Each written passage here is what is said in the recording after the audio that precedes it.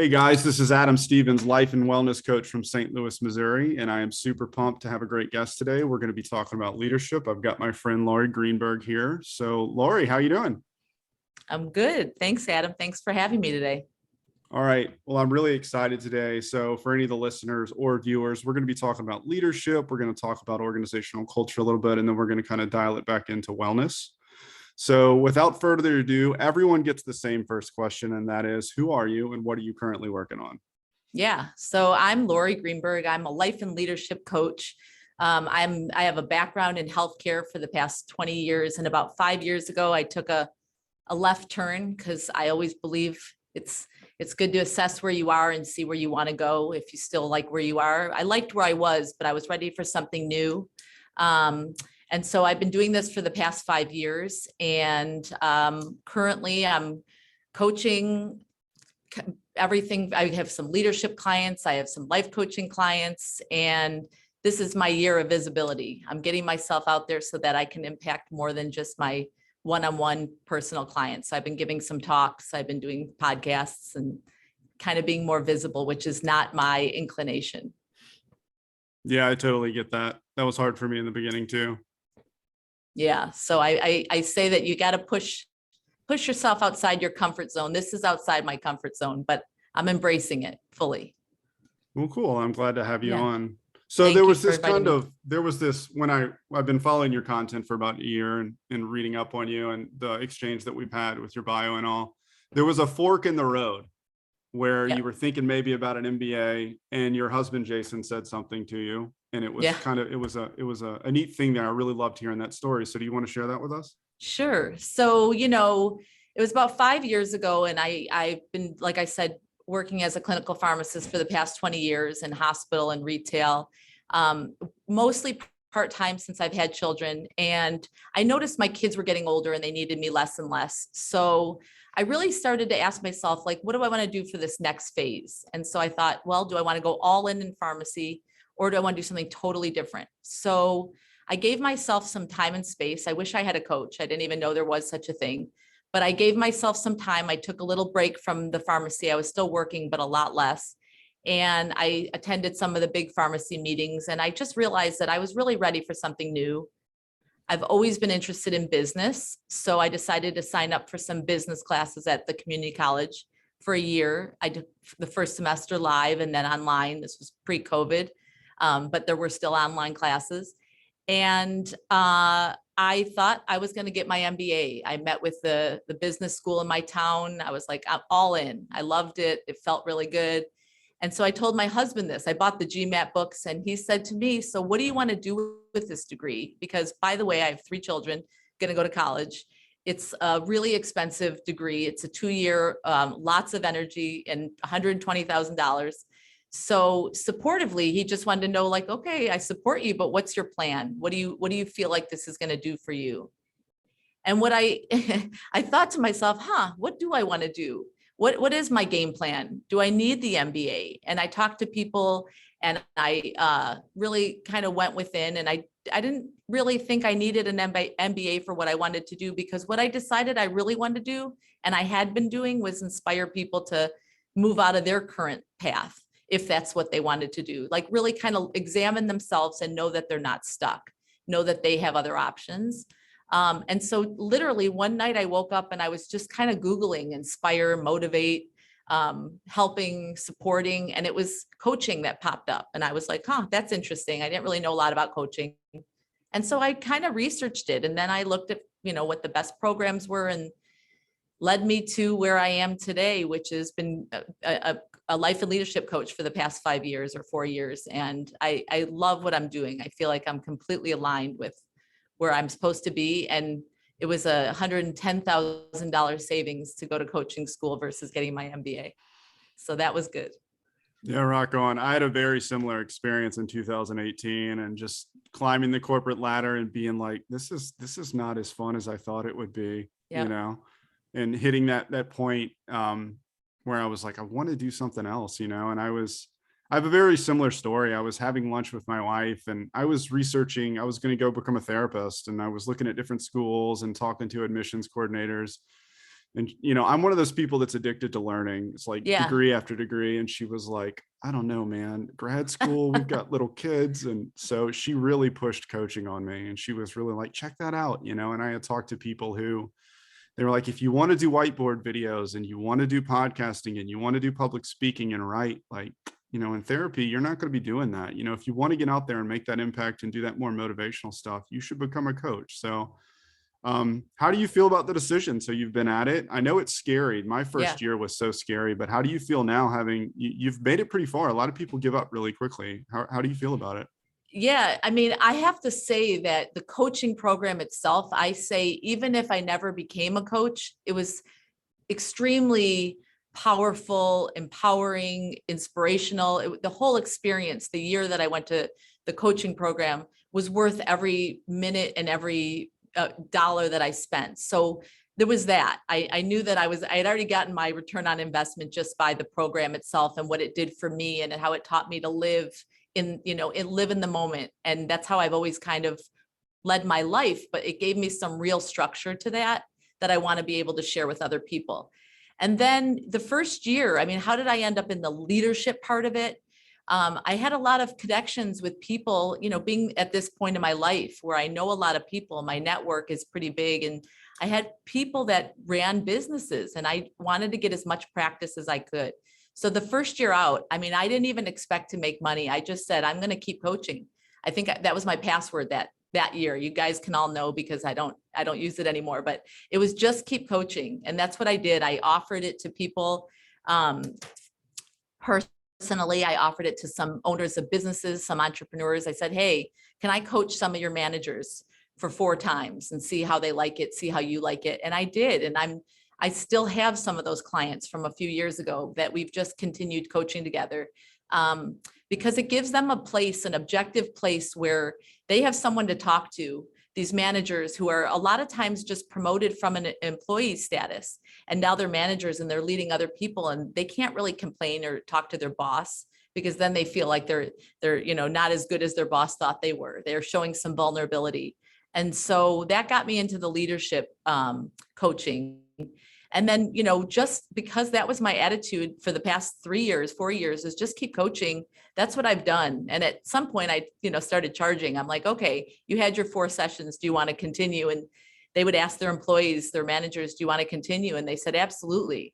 So, you know, that's kind of how I've been doing it. It's all been organic marketing, just referrals. I've gotten a couple of people that have found me online, but yeah, I mean, I love what I'm doing. I feel like it's like, I would do this for free all day, every day. But again, my husband, Jason, jumps in and says, no, you're not working as a pharmacist anymore. You got to get paid for your time. So, and, you know, it doesn't seem like people mind paying me because they're getting so much out of it. You know, I'm helping to inspire them. And like I said, if I had a coach, my year-long process of finding what I wanted to do would have been a lot shorter.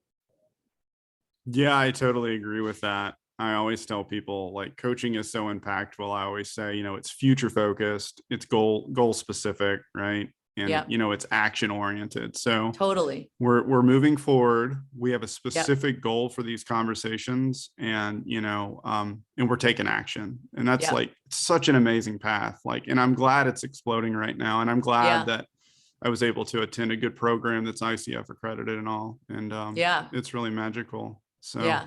I always say you don't need a coach, but you can want a coach. And once you have a coach, like you and I both will always have coaches because it's like, I mean, why not go faster and better and keep growing? And, you know, it's like, there's just so much potential and, you know, you can live your life, but this is it. This is like your one span. So, you know, you want to get the most out of every day. And I mean, I feel like a coach, it gives you that time and space to really examine yourself and what you want.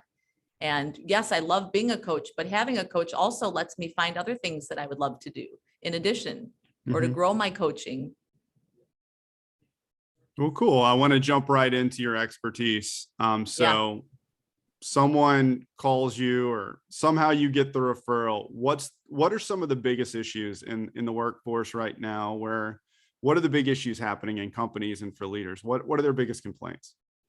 Well, first, let me say that when someone calls me, if it happens to be an entrepreneur that wants me to coach their managers, my biggest criteria, my only inclusion criteria is that they're motivated. They want the coaching, because I have at the beginning had a couple people that I had to fire because they weren't interested. They didn't want to grow. They didn't want to expand. So I always say to the person that wants to hire me, whether it be themselves or it be someone that they're hiring me to coach in their business, do they want coaching? And that's like my first criteria. I don't send a bill. I don't send emails until I know that at least there's some buy-in from the employee or the person. Because I can't make magic happen. I just help people find their path. If you're in, I'm in. I jump in the car with you. I sit in the passenger seat and we go. And I call it's a journey. And so what are the biggest, so if I have buy-in from the client, who is either like I said, the employee or individual, I always kind of meet them where they are. What are they looking for? Why do they want to coach? What do they think that they're going to get out of coaching, and what do they want? In terms of the workforce and what are the biggest challenges, one of the biggest challenges is maintaining staff. I mean, staffing is really hard right now. So I work with some companies that have, entry-level jobs that are manual labor. And that's really hard at this moment to get people. So retaining what they have is really important. Keeping a positive culture, knowing that there's lots of options out there and the pay scale just keeps getting higher and higher because there's a lot of competition for the employees. I would say that's the biggest challenge right now, is just finding and keeping and maintaining good employees. Yeah. So what do you think of remote work? Have you coached any leaders that are sort of, struggling with that within their organizations, or some love it, some don't? How do you feel about that? What are you hearing? So it's funny, I'm actually giving a talk where I currently am. I'm working in a co-working space. I work with all remote workers here, and they want me to talk about remote work and how it is 2 years later. Most people appreciate it. There's what I've heard mostly from the people that are working remotely is they like the flexibility. They like the flexibility that they can work from home or from an office. What people are missing is the camaraderie and the community. And so I think what people really want is a hybrid model where there is a place to go in to work, and there's also the option to go home. So it's having control of your schedule and your time. Again, some of the employees I work with they're managers, but they're manual. So they have to be there. So they haven't been remote work. They've been working from, where they work the whole time. But some of my individual life coaches life coaching clients that I have, they work remotely, and they really appreciate that they can be anywhere and be, logged into their offices, and, also have flexibility of their time and their geographical freedom. They really appreciate. But there are challenges, right? There's challenges. There's things at home. It's like, if you don't have an office space, then you've got, you're always in your office space. You're always at work. So you can always log on. You can always be responsive. So when do you shut it off is a big challenge as well. Cool. Well, what do you think? What is good leadership? What are the traits of great leaders? Yeah. So when I coach leaders, it's really life coaching in disguise. I mean, the truth is, when they are not being good leaders, it's something that they have to start with themselves. So I always say to people, what is your challenge? And they're saying, well, my employees aren't listening, or they're not doing what I need them to do. And so we have to always look back at ourselves. And so I usually end up hitting them in their weaknesses. So, I had a general manager who really kind of was leading with an iron hand and not realizing that wasn't getting people to move. He had to figure out what was in it for the employees that he wanted to retain. So he really did a lot of self-awareness. I had to create awareness around him of what was missing for him. How can he see it through their eyes, that they don't just do things because it's quote unquote their job. Unfortunately, there's a lot of other jobs that they could have. And if they weren't being treated the way they wanted to be treated, they would either leave or not do what he wanted to do. So great leaders, I think, look at themselves and ask themselves, like, am I getting the result that I want from my employees? Am I being a good role model? And if not, what is it that I'm missing? What is it? What's the missing piece in myself? And that's where I come in. I dig deep. I say, okay, it's not working. What you're currently putting in is not getting out what you want to get out. So what is it that we're missing here? And that's where we start to dig. And I never know where we're going to end up. It's a journey. Interesting. So like, what's your technique? Like, what kind of coach are you? Are you in your face, or do you kind of go for the client? Like, how do you like to coach? Yeah. So I'm not in your face. I want to know, what do you want? What is it that you're really looking to get to? And once I know what they really want, that they're trying to get to, we really clarify, is that really what you want? So I have a new leadership client that was basically offered leadership coaching because she didn't get a promotion. And so she called me and I kind of explained how I work, where first we figure out what it is you want. It may not be that leadership position. Maybe that's not really the path that you really want. So we're going to clarify that. We haven't started yet. The second part is, if that's what you really know you want, why don't you currently have it? We identify the blocks or the challenges that are in the way. And then finally, we create action-oriented strategies to get them exactly what they want. And again, it's not in your face. It's, okay, if you still want that, why are you not doing what you thought you wanted to do to get there? And sometimes there's obstacles. And so we work through those. I don't judge it. I say, I'm not going to grade you if you did what you did, if you didn't do what you said you wanted to do, but we're going to find reasons why. Maybe you don't really care as much as you thought about reaching that goal. Maybe there's another goal that you want to reach. Maybe there's something that's really holding you back. So that's my overall strategy. And like I said, with each client, it's a different story. I really customize the coaching process to the client, but I am action oriented. So we don't just talk and talk and talk. We move forward somewhere. Again, it might be different than where they thought they were going to go. It often is. But we get to the place that's aligned with what they really want within, when they shut out all the noise. Yeah, that's great. I find when I was a really, really new coach, you do sessions and it's like 1 week you talk about this, the next week you talk about this, and you're trying to like kind of just run around through the rabbit holes. And it's like, you haven't totally clarified the purpose of the engagement or the purpose of the call. So what are your favorite exercises, whether it's life coaching, life purpose, and these different things with leadership? How do you help people really clarify and give voice to what they really, really want? Yeah, like you've mentioned a couple of times, it's really clarifying. It's really helping them to create clarity, and that will inspire them to take action. Because if you really want something, if you're really clear that you want something, it's almost hard to stop you to get there.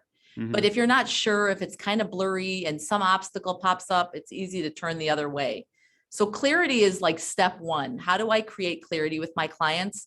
I usually start with a really in-depth coaching questionnaire that asks them a lot of really deep questions. It asks them like, what's their current stress level? What's their quality of life? What are 3 things they're tolerating right now? So I tell people, take your time, no hurry. This is meant to kind of get you in the coaching mindset.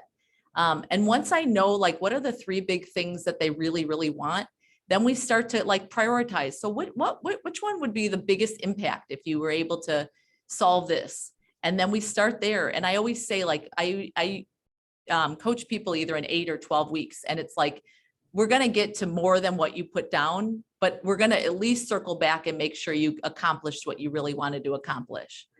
So that's my biggest exercise, is just getting them started on the coaching questionnaire. Sometimes I'll pull out the wheel of life or a values assessment.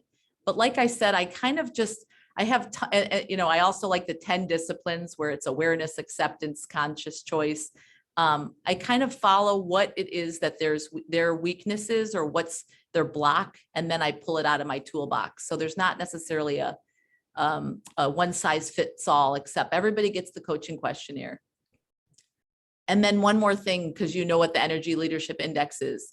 I also like to start with the ELI assessment. I don't always, depends on the client and if they want it, but I always present the framework of the energy levels. And there's, the 7 levels of energy, and the bottom is, we go through all of them. We all live in all of the energy levels, but I create awareness around them so that they know that when they're in a certain energy level, they're choosing to be there. And that's okay, because there's goods and bads about both of them. So I always present the energy levels at the beginning, because I think that's really important for just a common language for us to speak about. So how do you determine, when we do talk about that stuff, with like maybe the victim being like the lowest form of energy and then the highest being like that sage or guru, real openness and spiritual energy. How do you help people make those shifts from Yeah. they're not feeling good, they're just not really feeling good that day, to opening up beyond the blocks where they see purpose, they see opportunity? How do you make people shift there? So first, like I said, I present it so that they can see that there's these different energy levels, and they may be in level 1 for a couple sessions because that's where they are. And Mhm. we acknowledge it and we validate it, and we say it's tough and that's why you're there. But there is things outside the hole. When you get out of level 1 and you start to get a little angry and you get some energy, you can get outside the hole and see the clouds and the sun that's behind. Once you get out, when you're in the hole, you just see the hole. You're a victim and it's comfortable in there and you don't have to expend any energy. So first step is all about awareness. Just like here's some of the energy levels that you could be in. Sometimes I'll even say, do you ever remember being in a level 6 or level 7 where you felt like a guru, you were feeling good? Let's go back there and kind of remember it for a second. So then again, it's people are on their own schedule. So even though I'm action oriented, I can't pull someone out of a hole if they're not ready to go. Something bad might have happened. They might be in a bad place. I had a college student who was just cried the entire first maybe couple sessions. And we've gotten her so far out of the hole, and you're going to say how, but I'll tell you that in a second, that now she can see when other people are in the hole. Like she's like, my sister's pulling me. She's trying to hold me and pull me in the hole. And I'm not going there again, So how do we get them out of the hole? Once they're aware that there are these different levels and there are choices that we make that can move us to those places, they get to choose where they want to be and what they need to do to get there. So there's, again, not a one size fits all. For everyone, it's different. Sometimes they need to take some action. Sometimes they need to leave a relationship. Sometimes they need to just look at themselves and say, I have a choice. I have a conscious choice that I don't have to be the victim anymore. Things don't happen, to you. They happen, you can change what you decide to do that can get you out of the certain situation. It's how you respond. So I think the biggest thing to get people to shift is to realize that they have choices. Mm-hmm. Beautiful. So when do you think, like, maybe you could remember this in the last 5 years? When was the first time you did a session and just hung up and were like, that was amazing, I was built for this, coaching is so much fun? Can you remember your first? I call those zingers, when you're just like, that was amazing. Can you remember your first one? My first one, it would probably be the one that I was telling you about, the leadership coaching of a manager who literally like walks around like grumpy. It turns out that he's a child of a military family. So in his mind, you respect your elders, you respect your boss, you just kind of keep your head down and you take orders from above is kind of what he grew up in. And I created a lot of awareness with him, not from teaching, just by asking deep questions. And just to see him shift, you not even see it, because a lot of times I'm on the phone or virtual, but sometimes it's just the phone. I can feel it. I can hear it. That was powerful. That was powerful when I felt like he was shifting. He was starting to trust me, and he was starting to ask questions like, well, how could I handle this differently? So that to me is really powerful. And to be honest, I would say like majority of my calls, there is some aha moment, not always, but there's usually an aha moment. And that to me is like why I do what I do, is just to see and feel that shift in someone, that they walk away and they have they see the world differently. Because once you take the blinders off, you can't put them back on. Once you've seen it, it's a new world. Yeah, So. absolutely. I think helping people find that base layer of self-awareness is so magical. Yeah. Because I know for me, like, working through just young adulthood, but also going through, coach training, it was like I could see over the course of 2 or 3 years, oh my God, I'm in my victim mindset, or I'm in my attack mode. I'm in this like irritable or cynical space, and like just almost like visualizing myself escalate, Yeah. to a better space, and like understanding how, like, I noticed like my breath, because I also did an additional training for some mindfulness stuff, and I just realized, wow, I like sigh and can't breathe when I'm angry. And like it's like my body I started to fully integrate, like spiritually, holistically, like mindset work, my body somatically. That was major for me to understand, wow, I do have a choice, right? Yep. So how often do you see this? Like sometimes we know this as coaches, like fear of success and stuff like that, where people are too afraid to give voice to what they really want. How often do you encounter that as a coach, where in the background you're like, we're working on this goal, but I think you want something else? How often do you Yeah. encounter that? Yeah, I mean, that's pretty common. That's usually one of the biggest obstacles is ourselves. We're usually sabotaging ourselves from success. And so at some point I would almost say that's pretty universal, is that it's why are you afraid? Why do you think I haven't, like, again, that obstacle, why haven't you gotten to that place if that's what you really want? And it's usually that fear of success that's like that, you know, there's something that's blocking the road. And once you identify it, it's like it becomes a smooth path. And I try to help people find that smooth path if they just move that one barrier. I have a friend, I mean, how I coach my clients is how I coach the people I encounter in my everyday life. I can't help myself but like show them a new light. And so I have a friend who wants to start her own business. She doesn't even want to start her own business. She has an idea, and she thinks she needs to do it under the construct of like her company or her hospital that she's been working for a really long time. And we've been talking about this for probably a year, and she keeps moving forward. But what keeps stopping her is that she's worried that if she goes out on her own, she won't have health care. And it was so interesting because it's like that one aha was that she just needs to look into how much would healthcare cost. It's like, you're not the only one that needs to get independent healthcare. So now she's like, well, if I just add that into whatever I charge, then I could leave and be on my own. But it was just something so simple. And like I said, we've been talking about it for a year, but it was that I can't move forward to this smooth path because this obstacle of healthcare is blocking my way. So yeah, I think it's universal that people have something blocking them way. And a lot of times it's fear of success in some way. What would happen if, what would happen if this actually worked? What do you think's been the most impactful experience as a coachee? So you've been coached. Like, what do you think? Can you think of any particular sessions or shifts that you had that, your coach or one of your coaches like really helped you see that, your own fear of success?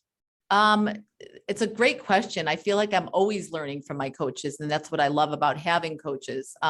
Just recently, I think it was yesterday, she said to me, what do you think you're afraid of?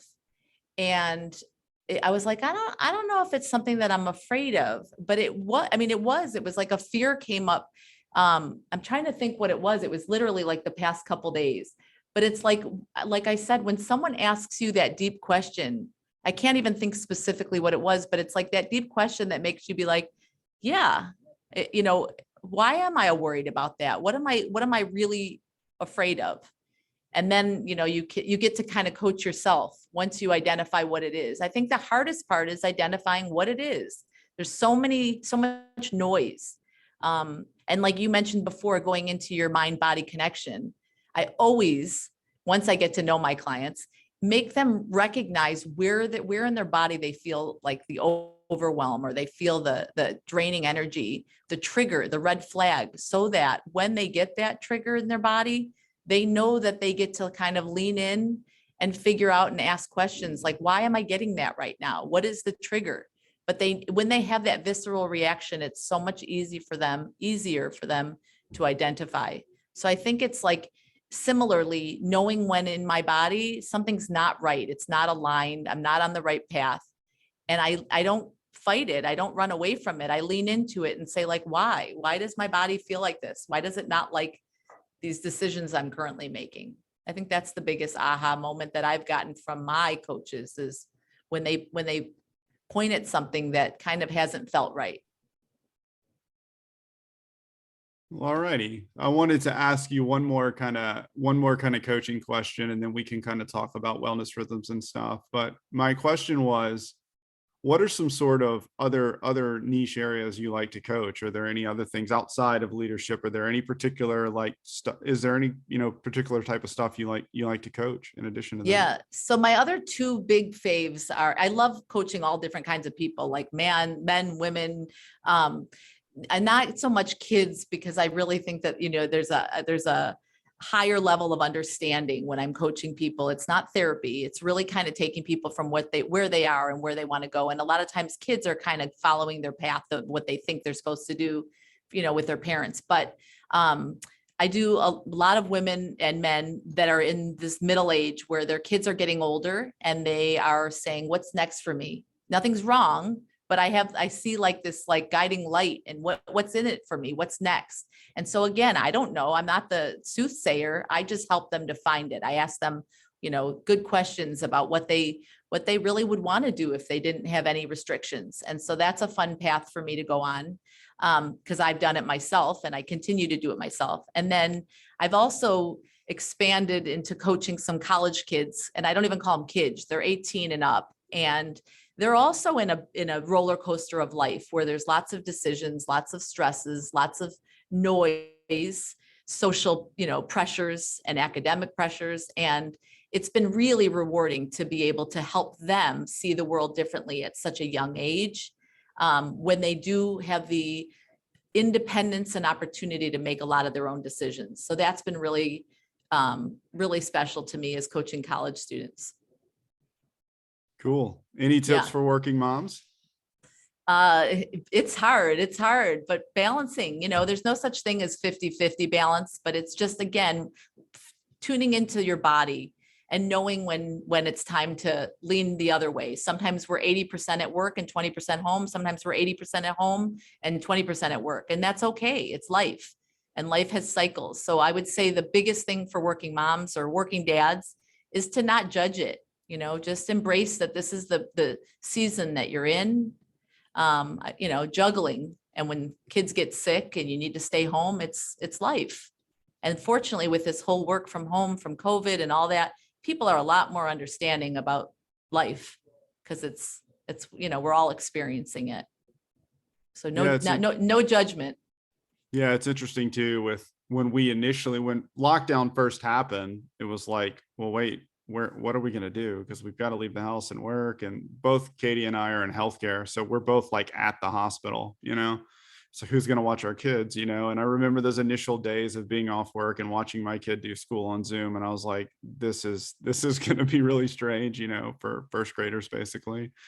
And so it is interesting. I think we could all look at the last couple of years, and societally and all of us personally, it's like, God, this was kind of a traumatic deal. But I like to do like gratitude blast with my clients. Like, just tell me everything that's amazing. Or if I'm coaching on a Monday, I'm like, tell me all the great stuff about this weekend. Or like, give me a gratitude blast on your husband or your spouse. Give me a gratitude blast on each kid. Just like, tell me all of the beauty in your life. And I think that as we've kind of come out of the pandemic, it was a very scary time, probably globally and all, but the fact that more people are working from home, the fact that I see people walking their kids to school, the fact that at different times, it's like, hey, why can't we go to lunch today, middle of the week? Why can't we, hang out? Because it's like the ability to have that space and that flexibility is a really big deal. And that's one of the cooler things that I think has really come out that I think will serve parents in the long run as they reacclimate, is to just the opportunities there. And in addition is we've all learned to ask for help and to accept it. And that's the other tip for working moms and dads and people in general, is just ask for help. Like we're all connected somehow. So, when you have extra hands and you have extra time, you offer to take someone else's kid, and vice versa. Then when you really need help and when you have something really important that you have to be at, then people are more willing to want to help you. So I'm a big like community builder person. We all need each other. Yeah. And I want to piggyback on that too, that like the beauty of it is more people are asking for help, and like, working and being around different people. I love the Gen Z people, because they're just so into self-care. They're not bought into all the system as a whole, corporate culture. They're just kind of like, oh, I got to work, but I'm going to live too. And it's so cool to see like just different people reacting to what it looks like to move in. The last 2 years have been a big paradigm shift, but For also sure. too that what we do is based on a power narrative. It's an empowerment narrative.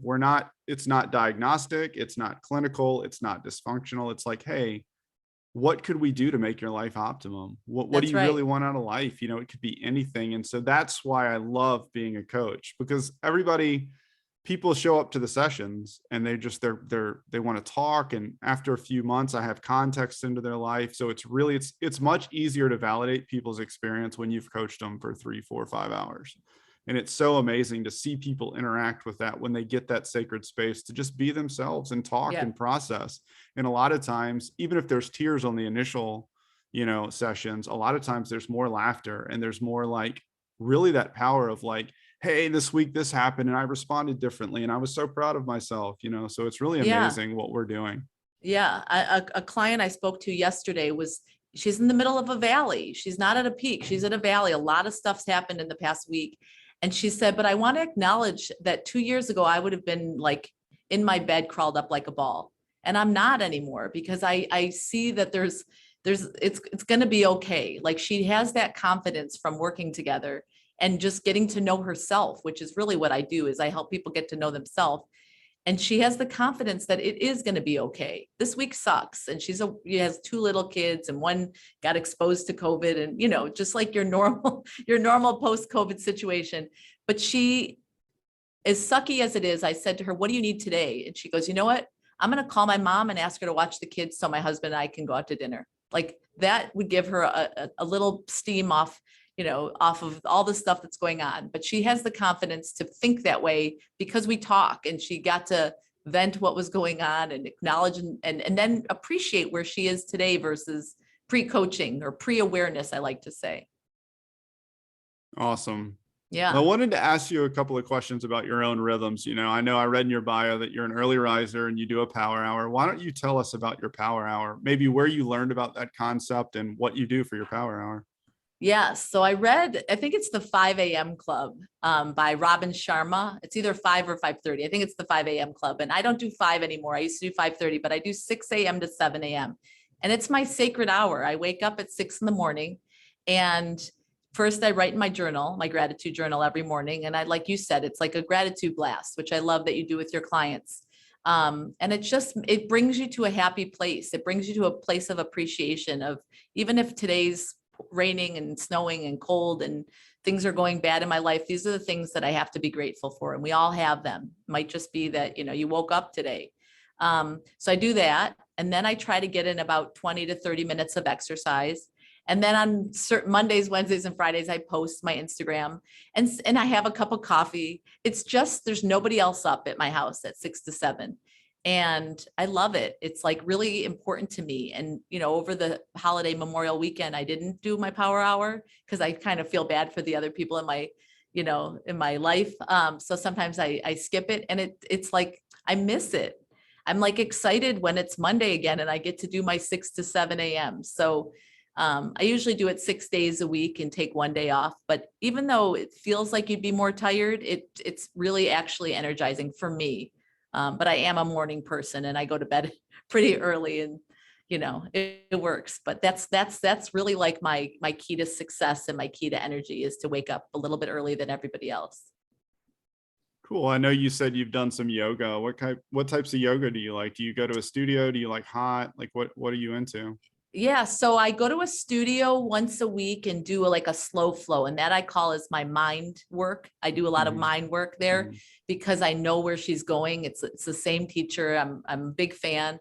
And I don't have to think much. So that's where like crazy stuff comes in my head because I'm not trying so hard. And then another time a week, I do it with 4 other women that we kind of got it going during the pandemic. We couldn't go to a studio. And we went to like someone's office that was closed, and we got a yoga teacher to come with us. And hers is an intense physical yoga class. I don't even know what she would call it, but it's like also music yoga, like a flow, but not as slow. And it changes. And we do a lot of more challenging things. So that's not as mind, it's more for the body. But between the two, I feel like that's another place where I get my space and my energy and my just shutting out the noise. I think that's really important. I don't do it consistently, but when I'm really feeling overwhelmed, I do try to also do like a 5 or 10-minute meditation in my power hour. It just feels good to kind of shut it off. And then the real stuff comes through and not all the noise in the world. So yeah, I like quiet, meditative and yoga practices and my power hour, just to be alone and to hear what my body and what myself really wants.